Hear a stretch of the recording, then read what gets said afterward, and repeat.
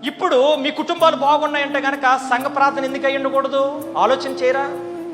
అరే నేను ఎంత బాగా సంపాదించుకున్నాను, నీ వెనకాల ఎంతో ప్రార్థన ఉంది. ప్రతిదినం కూడా సేవకులు కూడా ప్రతిరోజు ఎంత కూడా ప్రార్థన చేస్తారు మీ గురించి. ఈ సేవకుడు మనకొద్దు, ఈ సేవకుడు వద్దు. పాలకొల్లో ఉన్న సేవకుడు కావాలి మనకి, వైజాగ్లో ఉన్న సేవకుడు కావాలి మనకి, హైదరాబాద్లో దూరంగా ఉన్న సేవకుడు మనకు కావాలి. బుద్ధి లేనటువంటి జనాంగం అని నేను మిమ్మల్ని అన్న కానీ అలా తయారయ్యారు అంతే.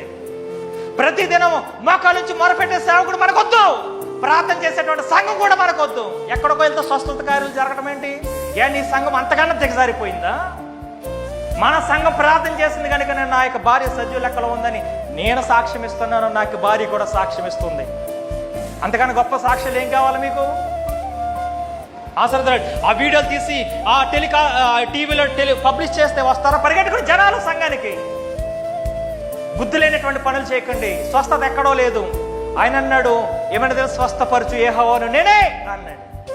దేవుడు స్వస్థపరచకపోతే మనుషులు ఏం చేస్తారండి? సంఘం ఎంతగానో ప్రార్థన చేస్తుంది. చెరసాల సంఖ్యలు సహితం కూడా బద్దలయ్యాయి. పేతురు గారి చెరసాల సంఖ్యలు.